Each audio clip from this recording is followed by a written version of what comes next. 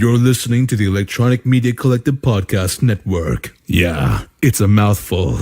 For more great shows like the one you're about to enjoy, visit electronicmediacollective.com. And now, our feature presentation. Previously on the Grawlix Podcast. This is episode number 44. Yes! And we have a guest here. His name is Jasper. Hello, Jasper. How we doing? Do you know which one? Okay, May 25th. Oh, yeah, I'm looking at the list, yeah.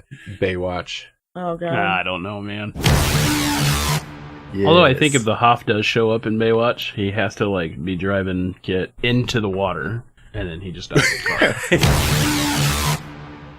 Basically, we're not going to watch Baywatch all without the a Knight Rider references. tie-in, is what See, they we're need to talking start about. the Baywatch Knight Rider, Baywatch Knight Cinematic Universe.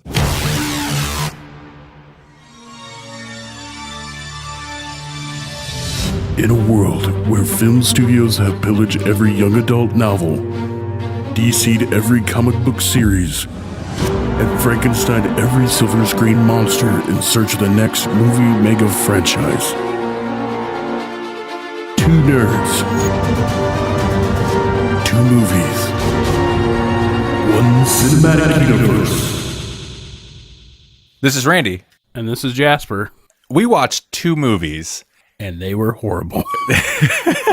Whoa. We're jumping ahead of ourselves. Okay. Oh. So we watched two movies. We're going to talk about those movies, and then we're going to figure out how they can become the next big mega movie franchise, cinematic extended universe. This is the first episode of the Grawlix Cinematic Universe. Dun, dun, dun, dun. There will be a cold open for this episode, and that will make why we picked these movies obvious, but there's also an obvious theme. We watched Knight Rider 2000, the 1991 made-for-TV movie, and Baywatch from 2017, Wow. starring The Rock. And support cast. You know that one D-bag? Mm-hmm. And then some other people. Who was that guy? He's been in some other stuff. I don't know. He's probably... He's always in something Seth Rogen's in. Well, no, yeah, it was the guy, he was in Neighbors? Bad Neighbors? Something like that. I think it was Bad Neighbors. And, I mean, you know, he's pretty much the same type of character. He's just a kind of a foolish, pretty boy. Mm-hmm. So that's what we watched. Which one do you want to discuss first? Well, we should probably just do it in the order we watched, which was Knight Rider 2000. And then Baywatch? Okay. Mm-hmm. Okay, so I'm going to say I have a slightly embarrassing thing to admit here. Mm-hmm. I have seen far more. I've watched, in terms of TV shows, far more Baywatch than I've ever watched Knight Rider. And off the top of my head, I cannot recall ever watching a full episode of Knight Rider. Which is funny because I feel it's the same going the other way with me with Baywatch. Is I watch way more Knight Rider and I watch bits and pieces of Baywatch, but never like the whole episode. You know. Basically, I think we're just going to speak for everybody. You just watch Pamela Anderson walk in slow motion and that was it. You turned it off. I was going to say, I think everybody just kind of watched bits and pieces of Baywatch. Mm-hmm. No, I mean, I don't think that's embarrassing, though, because Baywatch ran for a very long time. Mm-hmm. But Knight Rider is obviously, I think, the bigger franchise. Well, it definitely has a more recognized cultural impact. And I do want to address that for the movie. Okay, so Knight Rider 2000, It was made in 1991, obviously after the series had ended, and I believe it was supposed to kind of possibly be another, like, backdoor pilot, as they say, for a potential new Knight Rider series, and that obviously didn't happen. And I'll go ahead and just spit out kind of my general take on this before we get to you, because you were kind of invested in this a little bit as we were watching it. I was from my childhood, man. Yeah. And I don't know why you're younger than me. I always blamed it, like Jesse talks about Knight Rider, and I always was like, well, you know, he's a little bit older than me, so I'm guessing it's just kind of before my time, but you're younger than me. How did I not watch it? Like, I know what it is. Well, you're not that much older than me. I was going to say maybe it was in regular, because it was more like, what was that word, syndicated? Yeah. When I was a kid. And like when I was like...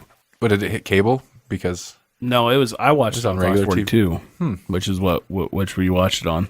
But it was like every day. The reason I think I watched it enough was because I was homeschooled. So I was at home during the lunch hour and watched it on Fox 42. Maybe that's it. So coming to this movie, it being Knight Rider and knowing what I know about Knight Rider, which is just the very basic stuff, I expected 3 things. Okay. I expected that car, I expected that music, and I expected the Hoff. I got the Hoff. No, yeah. The one thing that got me with the movie was I don't think they ever, which was a huge thing in the actual series, was the turbo boost. Fly over the car, fly over cars. I think they, in one scene, I don't remember what he said, but he kind of mentioned, like, basically it used to be like it's turbo time or something. Like he would kind of lead up to right before they used turbo boost, and he said it I think right as they flew off the pier. But so here's the quick summary of this movie, and there's not much to it. It's the future, the year 2000. In the year 2000. Yep. But basically, there's some business with cryogenics, like they're prisoners in the future year of 2000. So it's very much like Demolition Man, or there's actually a new show that I watched not long ago on Netflix. I caught the first episode of, I think, where when prisoners go to prison, they just cryogenically freeze them, which doesn't make sense to me because they're not serving their time. They're just like, oh, suddenly it's the future, and it's like years later, and I'm awake, and they're gonna let me out.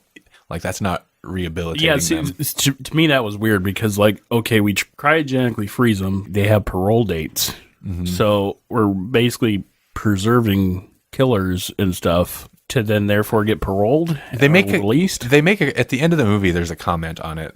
They make a comment as to whether that actually does any good, or it's just delaying, more crimes.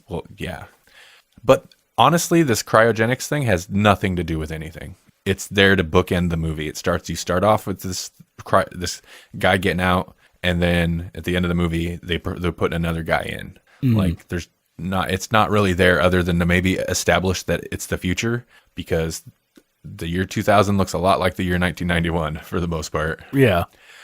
With the same vehicles too. The same vehicles, same styles. Any rides. No. In fact, some rides went backwards. Yeah. That doesn't matter. It basically boils down to the plot revolves around, in the year 2000, police have done away with all their lethal guns, their lethal weapons. Lethal weapon.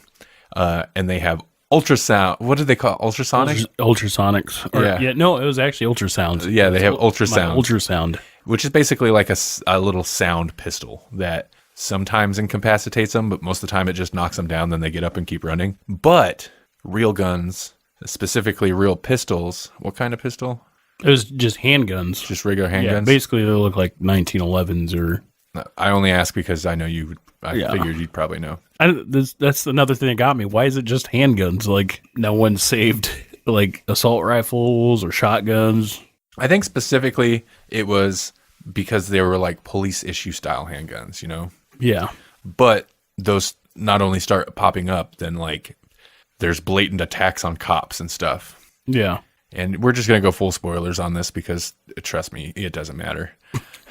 At this point, it's this whole like plot within the cops to bring back gun crime, to basically get the laws passed so that the cops can once again have guns. Yeah, and they try to kill one of their own cops, and then there's some convoluted business with where they can like recover memories from people, and then like she gets a chip put in her head. No real reason other than like there's no reason to it. And then what's his name calls in the Hoff, who's been like retired basically. He's been fishing to come work for him again, and they rebuild Kit, but not really. Yeah, they put him in a 57 Chevy. Yes, which is it has no bulletproofing or anything like the original Kit.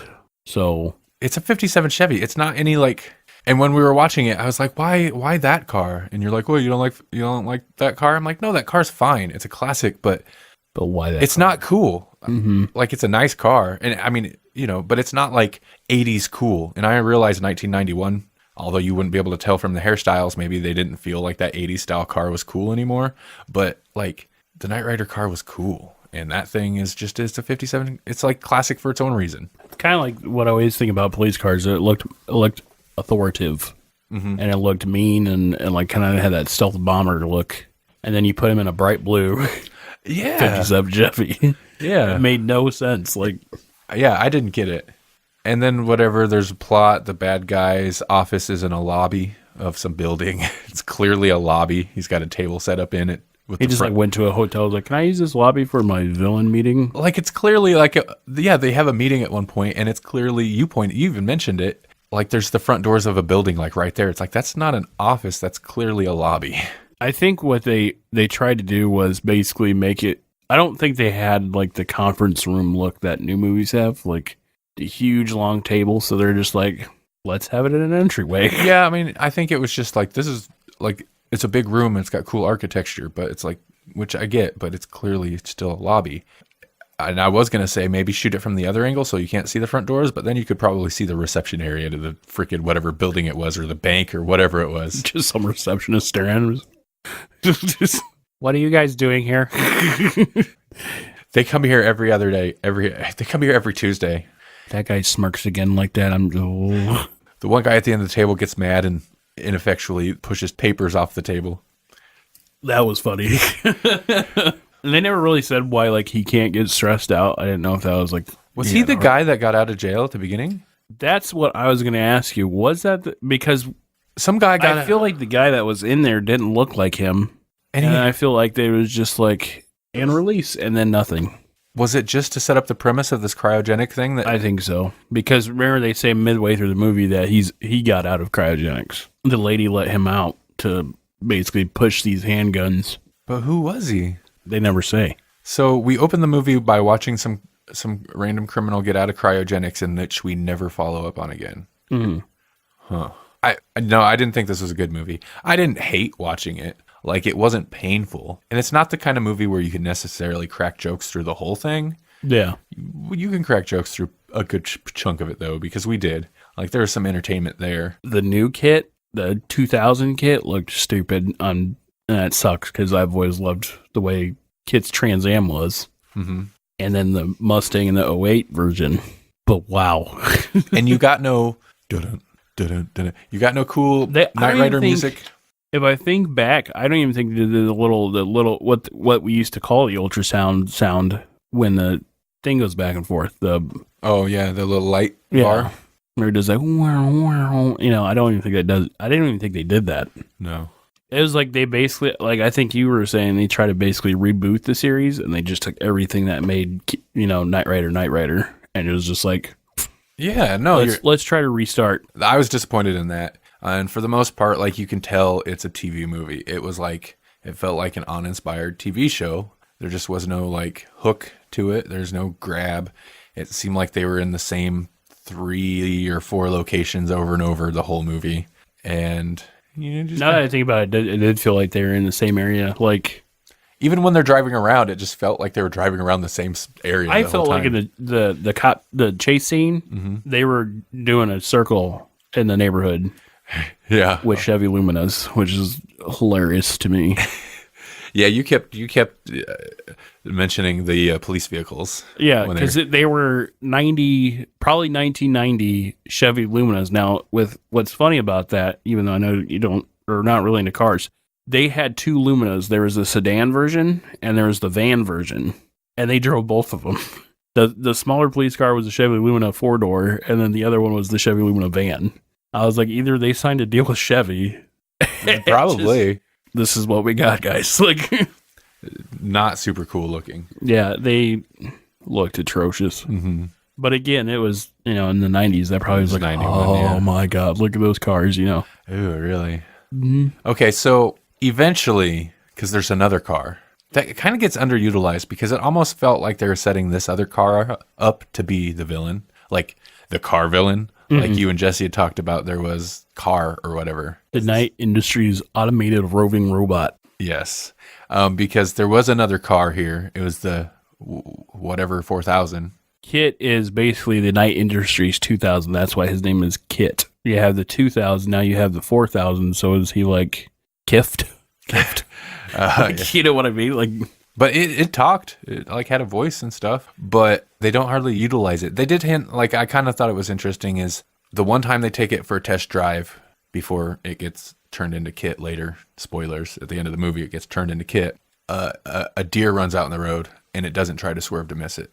And they're like, what was that? Because it was driving itself. And he said, this vehicle would have been 100% undamaged by striking that animal. So it just inferred that like it didn't care about life forms. Which is what Kit is about. He will not endanger any life, which Carr again was only cared about himself. He was in self-preservation mode.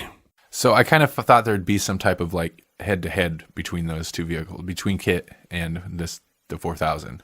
But no, they just end up stealing the 4000 body basically and putting Kit in there after it looks... Okay, so we're talking bad on this movie. I think this movie almost moved Jasper to tears at one point, though. It almost did. Yeah, like you're like, this is seriously hitting me hard, man. Tell us about it. I've never watched this movie, and I heard about it, and I've never read the story to it. But growing up with Knight Rider, I watched Kid all the time, and to see like a death scene of like the car I've always fell in love with, because actually in Knight Rider 2008, they have which it hit me hard again. They have a virus that takes over the car, and basically he's like, he has this scared like emotion. He's like, Michael, am I dying? And I was like, oh my God, it's a car, but I'm gonna start crying. But it was the line where he said, hey, Michael, he's like, take care of yourself, will you?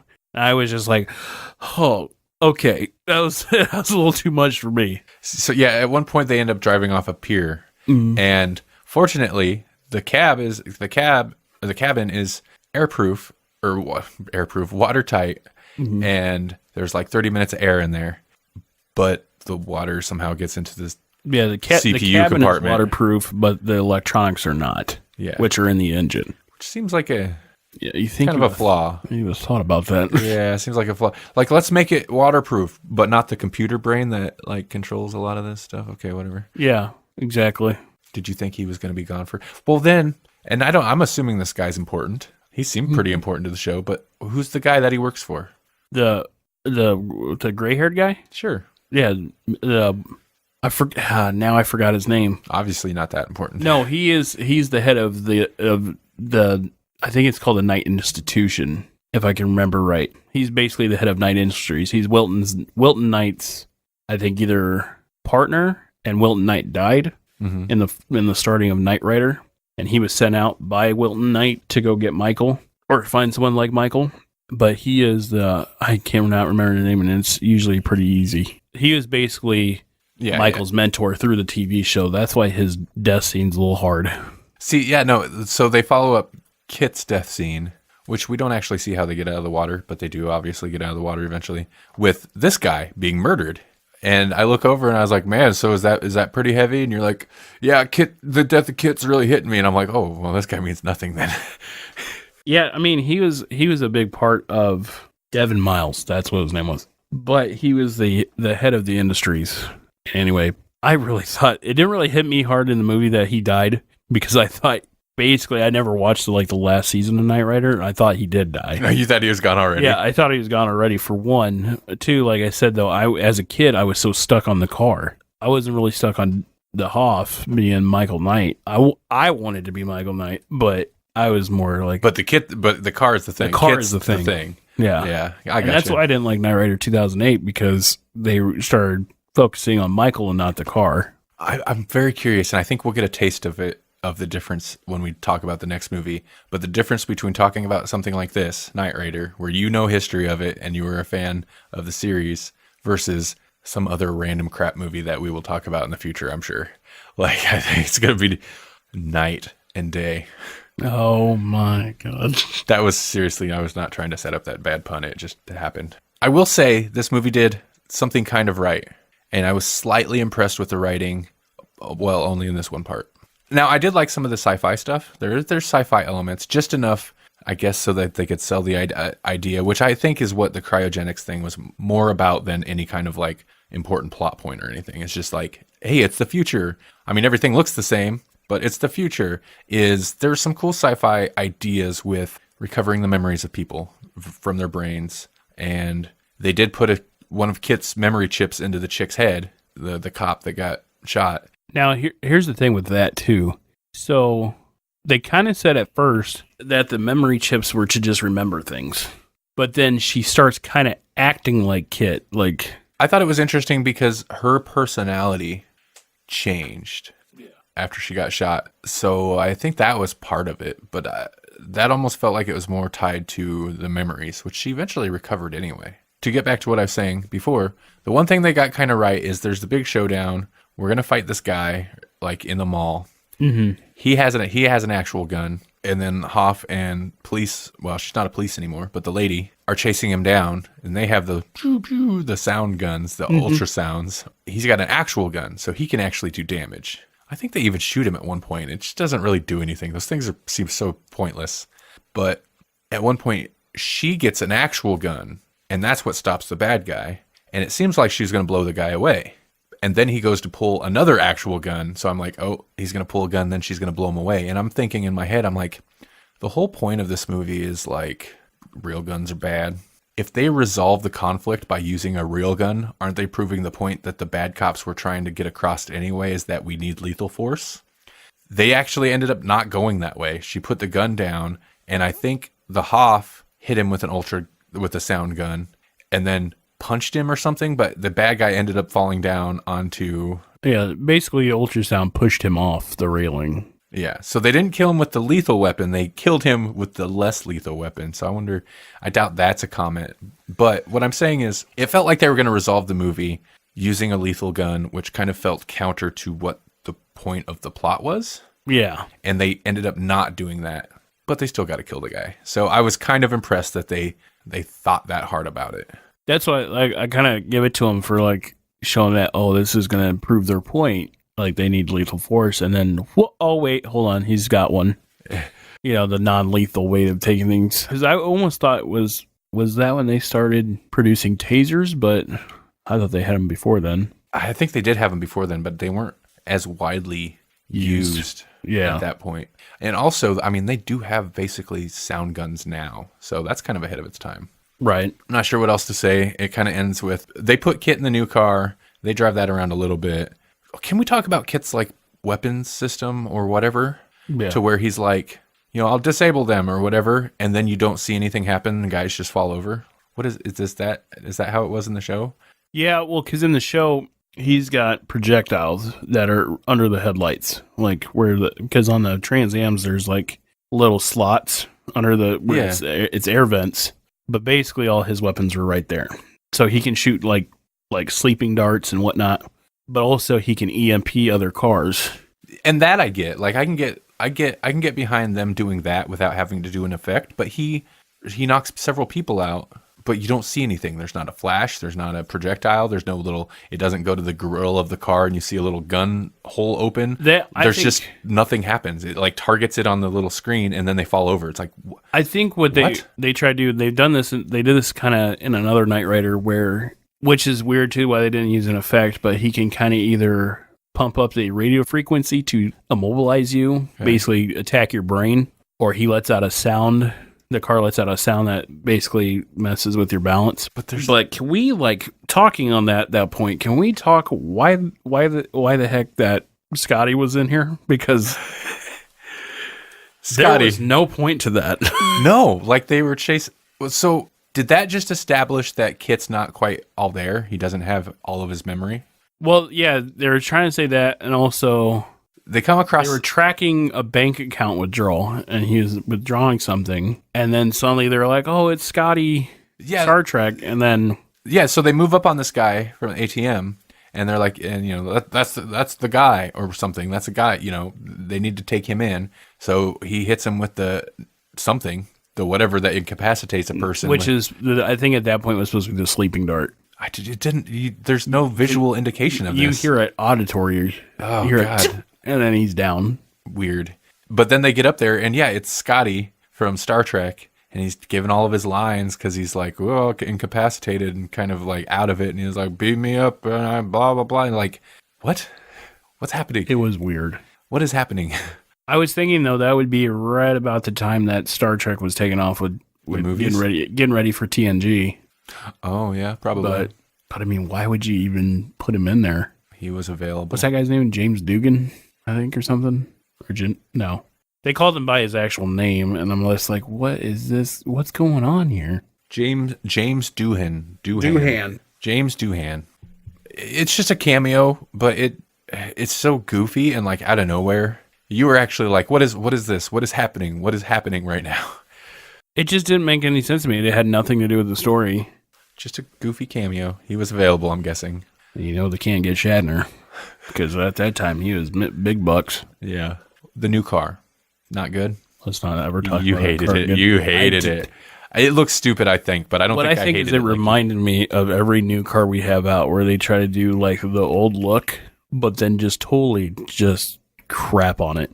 It was basically a Trans Am with a body kit on it. It was like yellow submarine.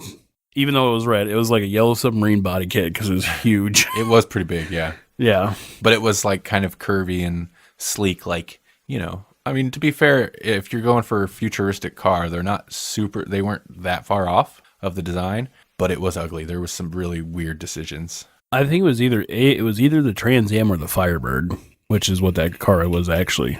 Because I thought the funniest part was in the back. If you looked at it, was they basically just made two big tunnels to the regular taillights.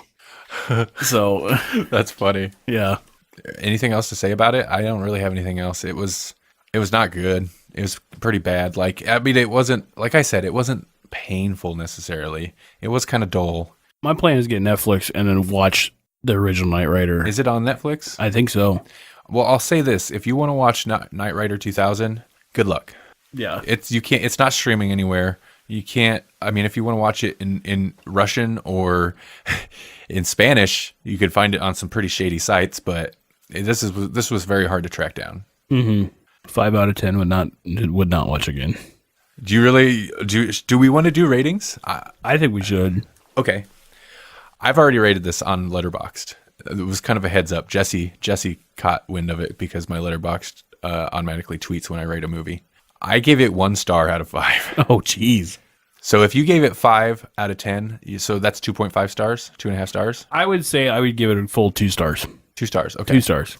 But you have the Knight Rider connection, so that makes sense. Mm-hmm. Like, I can get behind it. It did have the Hoff.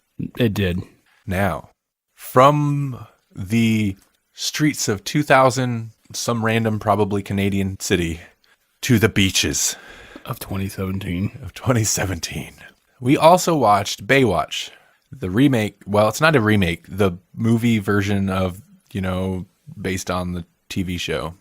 The TV show, and this shocked me, I did not realize it went this long, ran from 1989 to 2001, which is incredible. Like, how did it run that long? Whoa, wait, it went to 2001? 2001. Jesus. Yes. Don't worry, though.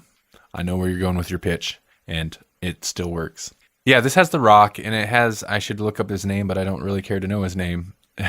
This is a hard R comedy. It's a rated R comedy, and I don't know why. I didn't know much about it, but I was not expecting that.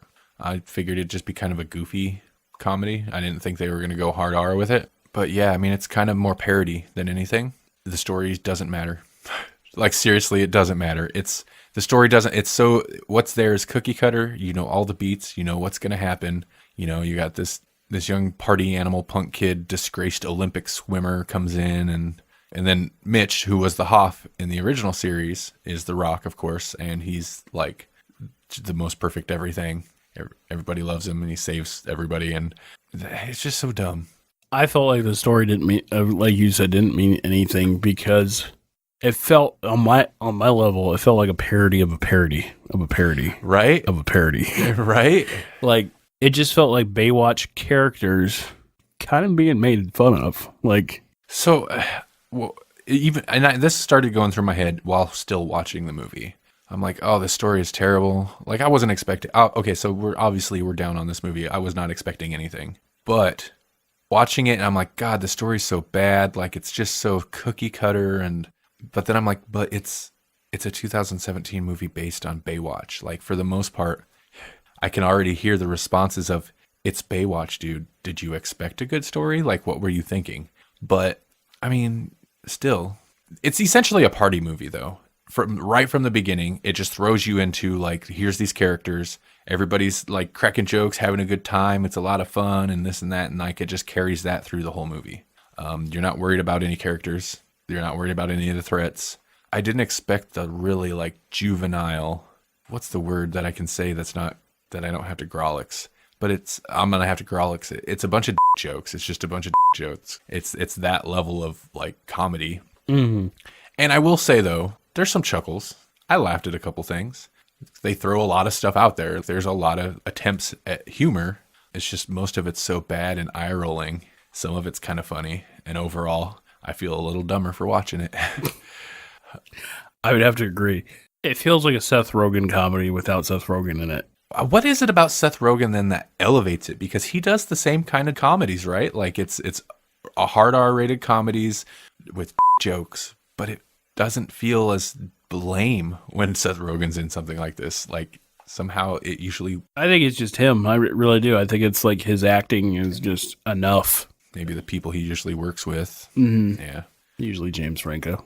I'll say this though, because I don't watch a lot of movies with The Rock, because he's in a lot of movies that I don't really care for. Like, it just doesn't appeal to me, especially his comedies. A comedy with The Rock, I'm like, oh, okay, whatever. Dude is super charismatic. Like, I kind of get him. I kind of understand why he's such a popular actor, because, like, dude, he's almost instantly likable. As soon as he pops on, you're just like, I don't know. That guy's got something. I think that's what's weird is that every movie that The Rock is in, he plays The Rock. Like, oh, yeah. That's how Rock is, I don't know, in real life, but, like, in his interviews and stuff. But I think that's, like, what draws people is he's just so likable. And not saying he's a bad actor or anything like that. It's just they kind of ride that, like, everybody loves him. Yeah. Oh, yeah. And this movie hits that hard, too, to where literally everybody loves this guy. There's some over-the-top surreal stuff that I kind of hated, but also kind of enjoyed. The intro credits with the title is so ridiculous that it, like I said, hated it, but I also really kind of liked it. Because when he saves, I don't even remember who, some random person he saves, and it's just ridiculous, super stylized action sequence that shouldn't be there. But then when he pulls him out of the water, like Baywatch letters rise out of the ocean behind him, and 3 dolphins jump up, hit bellies, and backflip off of each other. Yeah, and it's like, it was what? I felt like I was playing a game of Saints Row. Yeah. Oh, yeah. Exactly. It's that kind of. That's fitting. Yeah. Kind of enjoyable because it's so over the top and it's not taking anything seriously, but it's also kind of like groan-worthy because it's so over the top and juvenile. Basically, yeah. Now that we say that, basically it's the GTA Saints Row thing. Like GTA is already a satire of the real world, and then Saints Row is like hold my beer. Like, yeah. You know. Yeah. I don't know what else to say. Again, there's a couple humorous jokes, but there's a lot of stuff that's just low-hanging fruit. Mm-hmm. It looks nice. The direction's not like particularly inspiring. There's a couple kind of interesting like effects and sequences, but you know. Did we even look who the director was? No, I didn't care for either of them. Pretty sure that was his last job. Oh yeah, that didn't. I don't think this movie made money.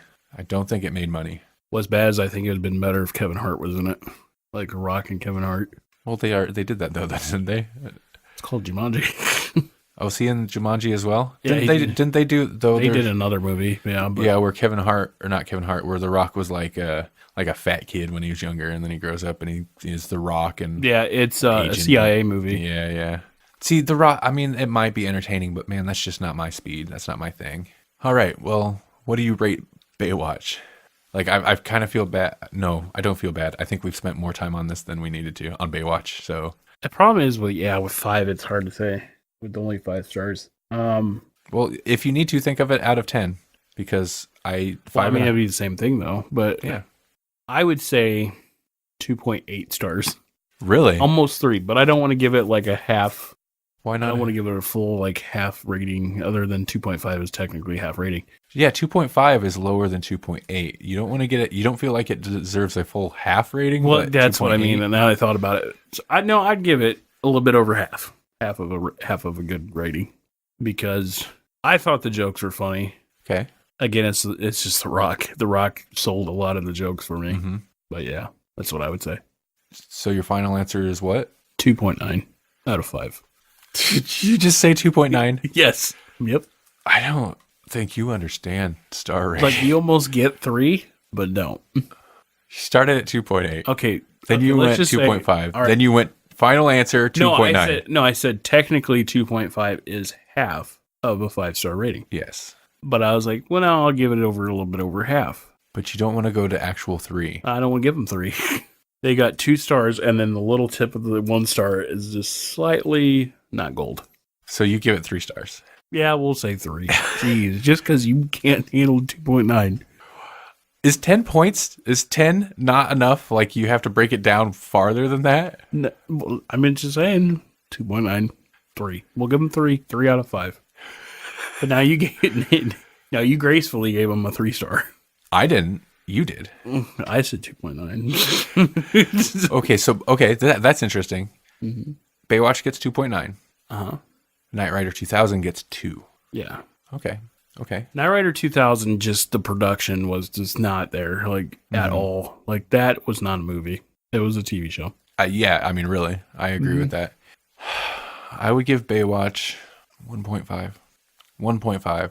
So because... 1.5 stars. 1.5. Because it's bad. It had some stuff that made me laugh. I enjoyed how the villain was taken care of. You know what I mean? That was fun. Yeah, that was pretty good. There was some good laughs. And there was one sequence where the dude's on the motorcycle that I was kind of... I wasn't blown away because I'd seen similar things, but I was kind of impressed with the effects. It was totally unnecessary, but I was kind of impressed with the effects. And those 2 factors give it a 1.5. Otherwise, like, I don't know. I guess a 1 because it was not a good movie. And it's not something I would normally search out. I was curious. I actually kind of, like, once we got into it, I was like, kind of had high hopes. Not high hopes, but higher than, like, what I was initially thinking it was going to be until we got to the bit on the beach. And this is right at the beginning where they introduced the tech guy and he gets his junk stuck in a chair. I'm like, oh, there's something about Mary territory. Yeah, no, never mind. This is bad. Mm-hmm. So, and he takes the shirt off and he's got the super hairy nipples. And I was like, oh, come on. That's not. Yeah, that part was weird. 1.5. I don't care. Who's going to challenge me on a 1.5 rating for Baywatch?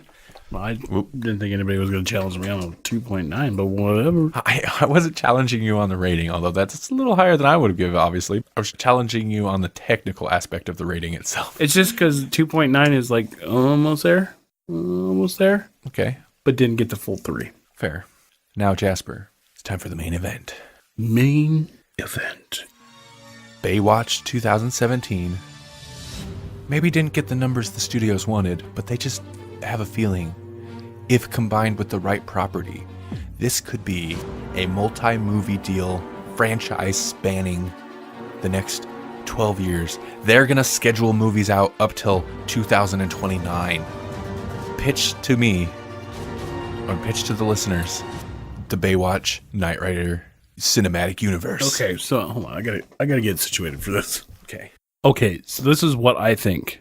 Okay, so we have Knight Rider has happened. let me tell you this. So the Baywatch series ran from 1989 until 2001. The Hoff left in 2000. Oh, this works perfectly. I knew that's what you were doing. Yes, Okay. yes. I think you're going to steal my pitch.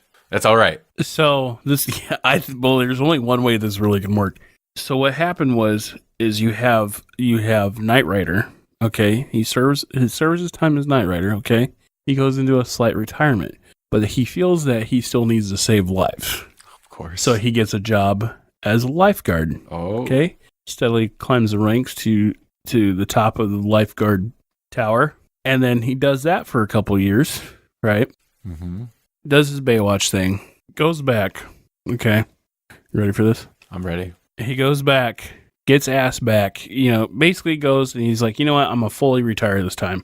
And he goes out fishing on a lake right down the road from the bay. Mm-hmm. Okay? Mm-hmm. He's out there fishing, full retirement. Here comes Devin. Okay? Yep. He needs help. Okay? Since he's been now this is the reason why Devin knows where he's at. I had this other part too, and this is kind of a stretch, but I got it. Basically, all the criminals they stopped during the Baywatch storyline are now in cryo freeze at prison corps. Okay. Yep. Oh, wow. Okay. So what has happened, or what I believe would happen, was that Prison Corps, now has pulled this guy out, and there's only one guy that can stop him, and Devin knows where he's at. He goes back, does the mission through Knight Rider 2000, does that, goes off with this girl, the girl from the Knight Rider 2000. Now, I'm going to go as far as saying they either fathered, no, not The Rock, though. Okay, I was going to say. No, because he's too old. They fathered the Olympic swimmer. Snap. Okay, and he got out, he went wayward.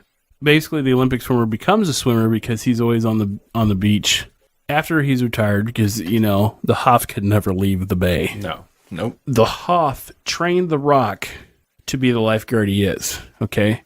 And what happens is that the Olympic swimmer tries to ride his dad's popularity or legacy, falls through, so Daddy Mitch sends him off to the only person that can teach him how to think of everybody but himself. Yeah, that works. Yeah, so you went deeper into it than I had, so that's good. Yeah, no, I agree. And obviously he had to change his name between working for, doing the Knight Rider thing and Baywatch thing, to keep those lives separate, keep them safe.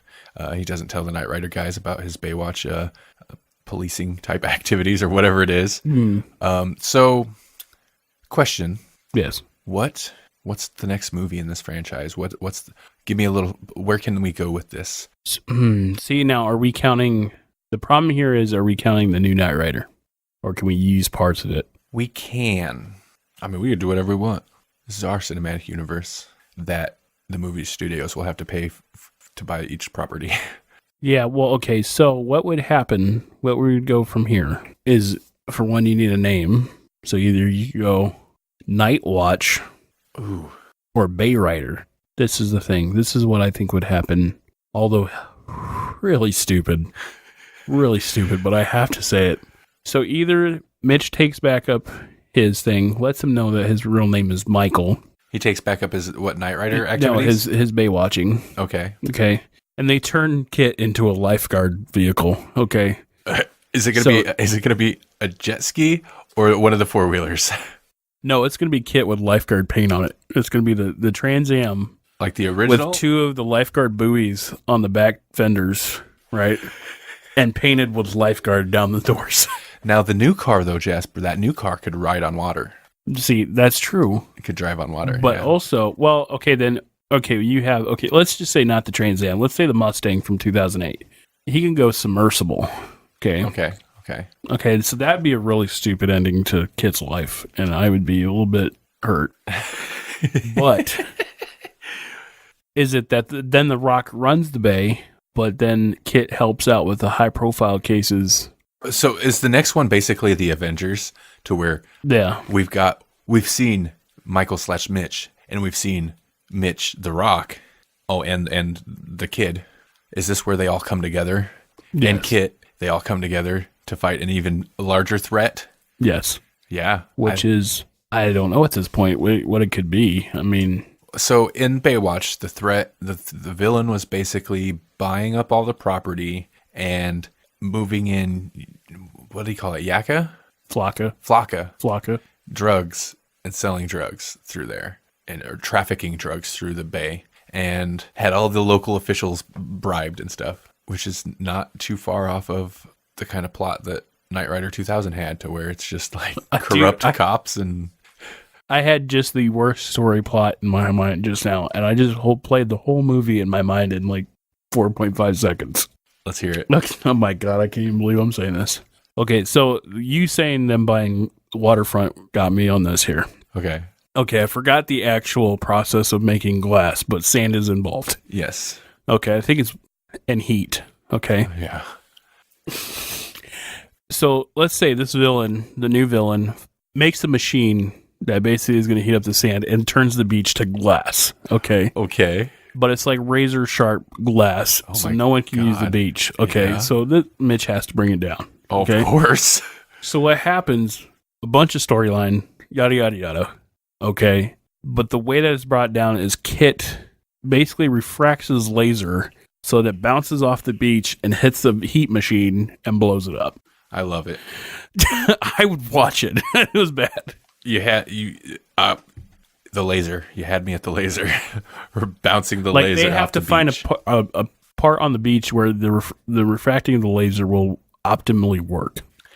It's great because the climate. Or you can make it really bad by basically saying they can only refract the laser at one point and they have to use one of the buoys with glass on it to manually point it towards the machine. Well, see, that way you can get like the rock up in there. Mm-hmm. But then the laser like suddenly doesn't hit the buoy, and it's so like intense that it hits the rock and he just disintegrates. So he dies. You're gonna kill the rock, but Someone's got to go. but he's coming back in the next one, right? Yes. Okay. Yeah. This is your. They'll find this out is your empire. that he actually didn't disintegrate. He turned into data. Data is the word. I'm getting stuck on Star Trek.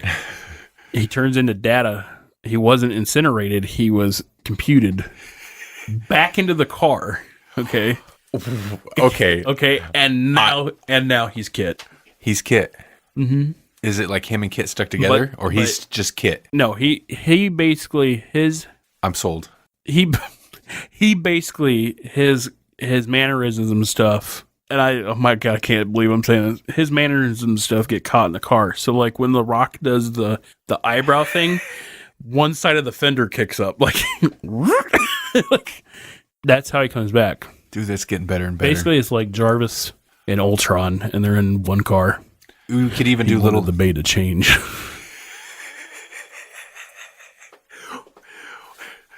Okay. Let's hear it. Let's do it. You gotta keep a straight face, man. Oh my God. You wanted the bay to change, but you couldn't get rid of the litter, the stuff on the beach. The only thing to save drowning people is to get rid of the lifeguards. Because that's basically what Ultron did. Was the only way to save the world is get rid of the people trying to save it. I like how we're talking about movies, but we're kind of going back into comics. Yeah, a little bit. Well, that's what it's all about. That's where Cinematic Universe came from. So what's your sequel to this? What's your universe? Oh, are you kidding? After the laser light reflecting, setting up a sequel like with The I said- Rock as Data as in part of Kit, where we potentially get like a Perfect Strangers odd couple, little comedy sidekick with Kit and The Rock stuck in the same computer. Oh, I can't beat that. There's no laser refraction here.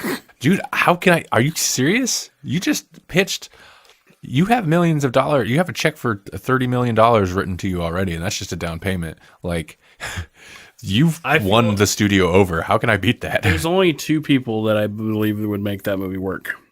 I like how serious it's becoming now. Quentin Tarantino. My mind just melted out of my ear. What are you talking about? Okay. Well, just because he can make any weird thing work. Right? That's what I'm banking on. Or you make it so stupid with explosions and stuff, you call in J.J. Abrams or Michael Bay. I mean, they're going to be there already. Oh my aren't they? God. I just thought of, was that J.J. Abrams that did the lens flare? Yeah. Just think of that coming off of the scanner light. So Abrams, that's who's directing this thing. Yeah.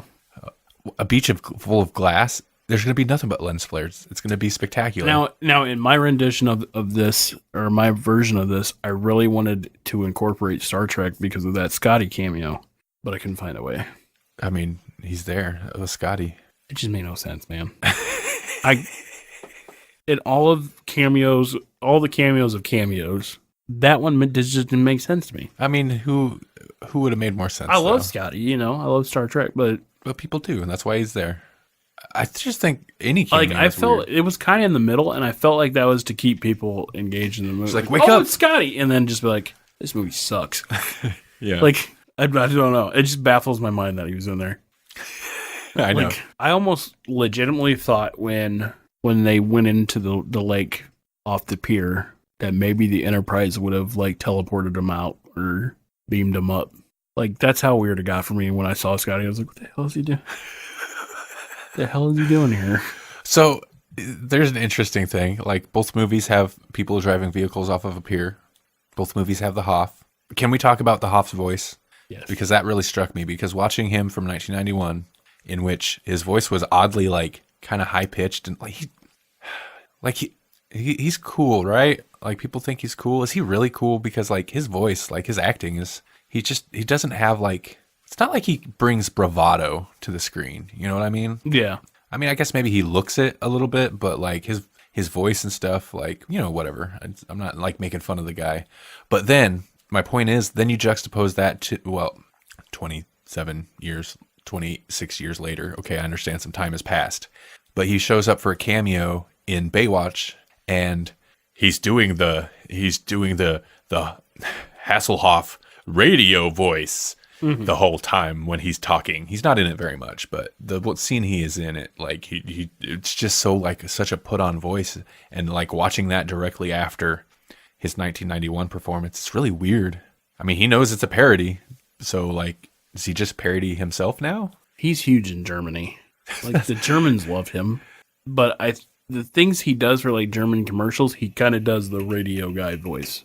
So maybe that's where he's kind of stuck. Like he's kind of become known for that. He makes music in Germany. I know he used to make music back in the day. So in doing a little bit of just the minute bit of research I did for this, other than sitting through these classic works of cinema, because I was curious about Baywatch Nights, because that's where we kind of like, that's part of where we took the Grawlix Nights title. Not that, you know, it's not that it's a really unique title, but that's what inspired us to like come up with Grawlix Nights.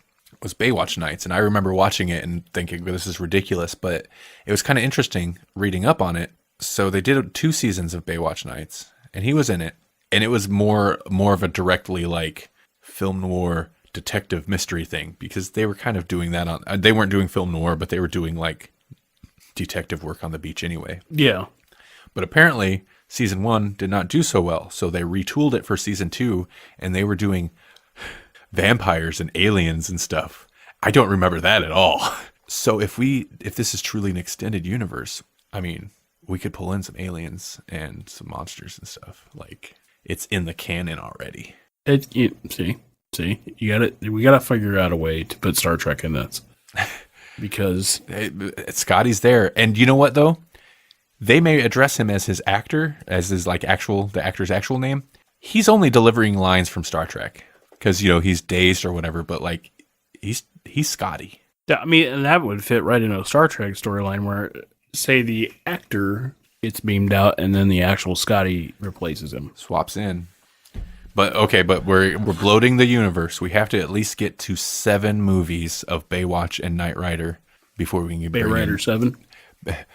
Bay Rider Nights 2000. Yes. I was super excited to watch. I can't believe I was more excited to watch because it was kind of a coin flip depending what we could find as to which Knight Rider thing we were watching.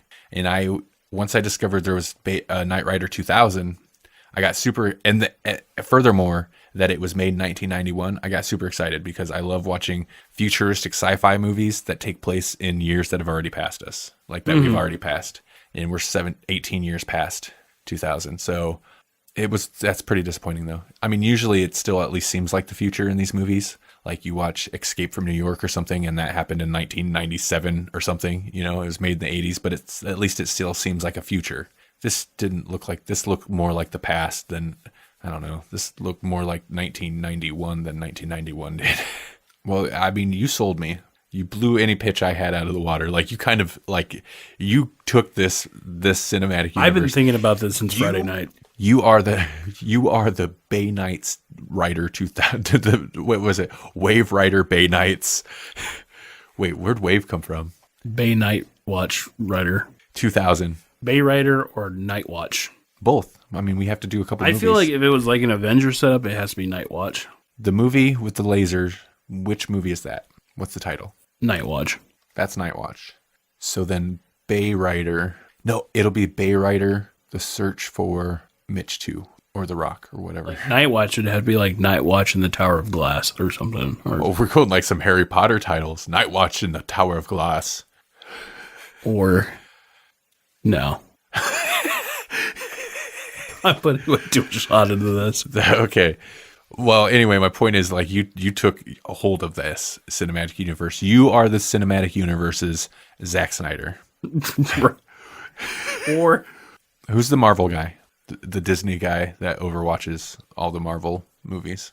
Joss Whedon. No, joking. No. I'm joking. No, I can't remember his name offhand. But there's the guy, like all the Marvel movies, like he's got this big Star Wars thing to where there's little Star Wars Easter eggs in all the Marvel movies. He insists that somebody lose like an arm or a hand or something in all of them. And if you watch them, they do.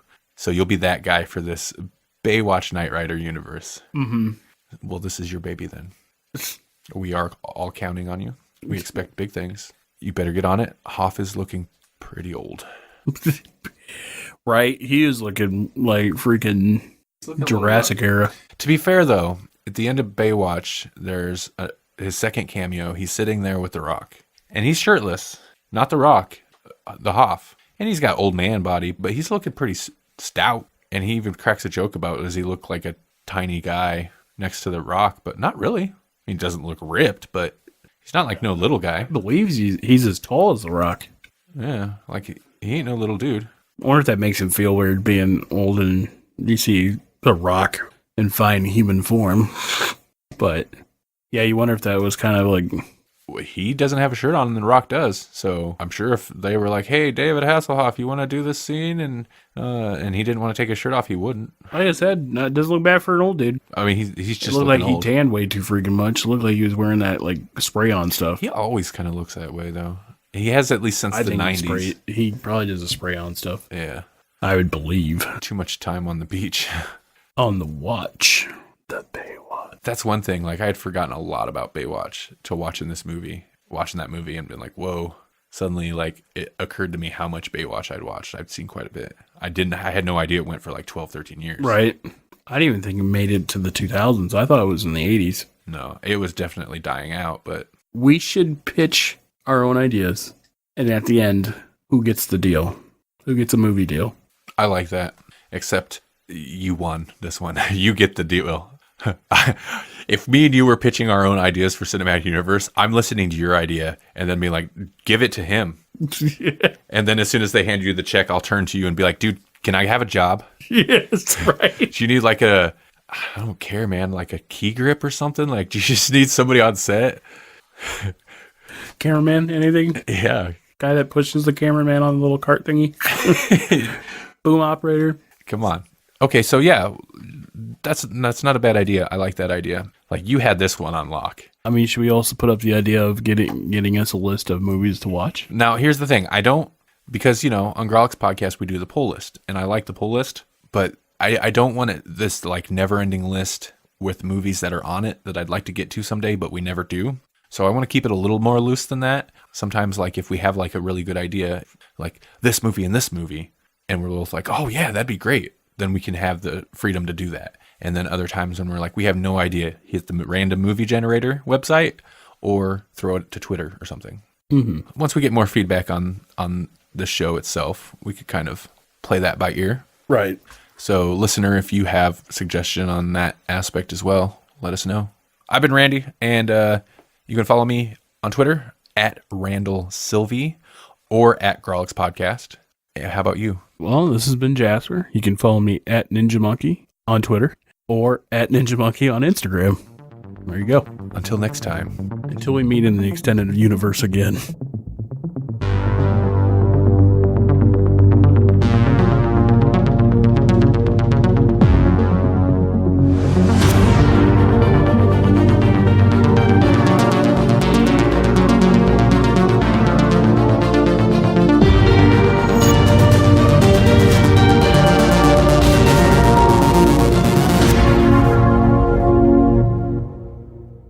I can hear you blowing clouds from over here. This was supposed to be a movie podcast, but now we're just going to talk about clouds, bro. Clouds, bro, clouds. Clouds, bro, clouds.